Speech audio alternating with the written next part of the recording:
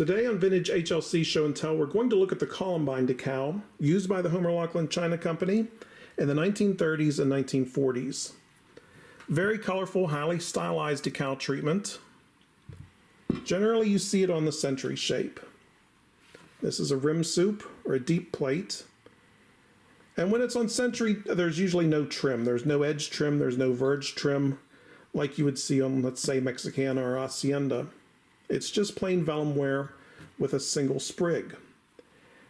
And on Century, it was exclusive for Woolworths. And we have the treatment number, pattern W331. So that is a Woolworths treatment number, not a Wells-shaped treatment number. And that's how the factory and Woolworths would refer to this pattern. So the name Columbine, I strongly suspect, was made up by collectors, because I've not seen any documentation that this was officially called Columbine. One thing to note about the assortment is it's rather extensive. And that's true for most Woolworth lines. They're usually extensive with a lot of pickup pieces.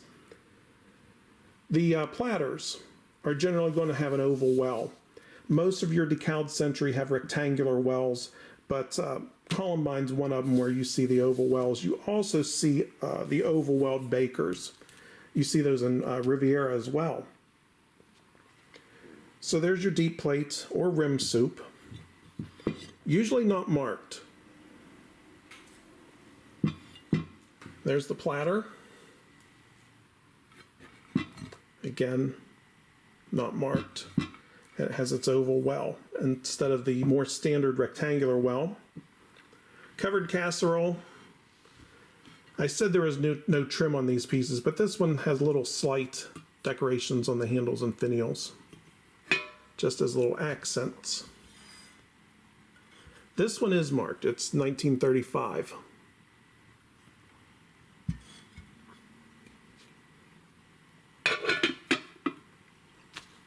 Demi-tasse cups and saucers.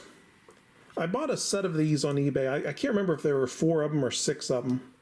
I've traded some of them off. I have 2 of them left, but all of them had Century demi-tasse cups, but knoll shape saucers, which I thought was unusual. So instead of the standard vellum glaze that you would see on Century, these knoll saucers have the light yellow depression glaze. 1930. I think they're both 1930.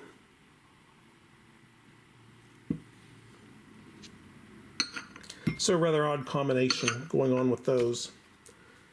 Wells double egg cups. These were pickup pieces. So that's the Wells shape done in vellum.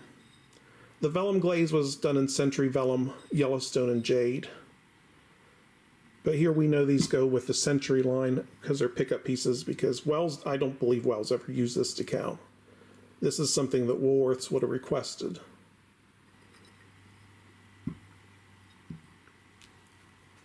Rather unusual plate. I don't think Homer Laughlin decorated this beyond the decal, because this little promotion that's going on in the rim, it's Williamson's fudge. Mellow rich fudge, well made. This is not typical of Homer Laughlin. If they were going to do a promotional piece or souvenir piece, there would be either a stamp on the front or a stamp on the back, not this all over the rim. No back stamp, of course, no date code, but just an odd piece of Columbine. And you can see the little kiln dirt under the glaze, so it's probably a second. So I strongly suspect that a decorator got a hold of this and added the advertisement along the rim. Then 2 more pieces to look at with Columbine. Virginia Rose with red trim. Rather uncommon. Usually it's only Century we see this pattern. Dated 1940.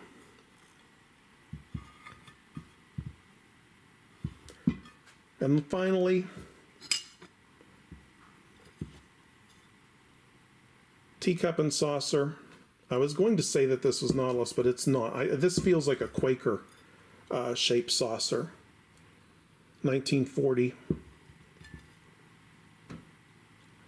The teacup, however, is eggshell Nautilus.